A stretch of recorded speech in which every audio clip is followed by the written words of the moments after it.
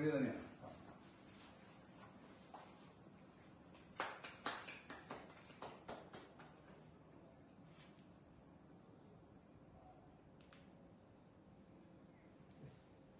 काका थोडं इकडे टाका तुम्ही आणि हा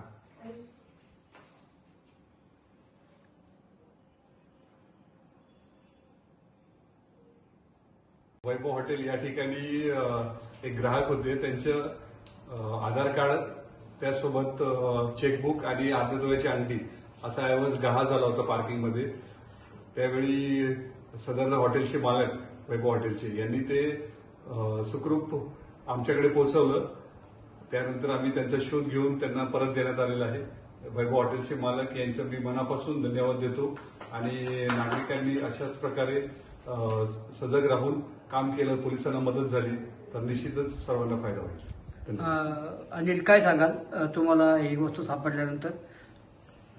आपल्याकडं जेवणाला आल्यानंतर जे प्रामाणिकपणे आपण त्यांना जेवण देतो त्याचप्रमाणे आपणही त्यांचं ज्या प्रकारे आपल्याकडं ते जेवायला येतात आदराने, आपणही त्यांचा आदर ठेवला पाहिजे.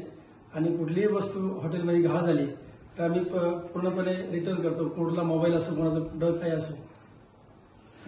काका, काय सांगाल तुमचे? मी हॉटेल मालकांचं मनापासून धन्यवाद देतो की आजच्या युगामध्ये अजूनही नीतिमत्ता खरोखरच जिवंत आहे आणि ते वैभवचे मालक यांनी परिस्थिती आणून दिली. धन्यवाद एक वेळेस त्यांचे. तुमचं काय काय कागदपत्र काय होतं? माझे कागदपत्र, आधार कार्ड की ज्याला अर्ध्या तोळ्याची आपले आमची सोन्याची अंगठी कनेक्ट केलेली आहे. माझं एफडी 10 लाखाचं एफडी आहे.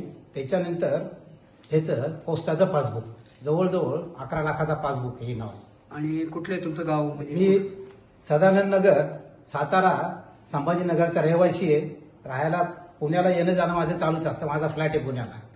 मग तिथं हॉटेलला कशामुळे थांबलो? हॉटेलला जेव्हा करता थांबलो होतो आणि खरोखरच प्रामाणिक आणि व्यवस्थित सर्व्हिस दिलेली त्यांनी वैभवच्या मालकांनी. त्यांच्या शतशः धन्यवाद.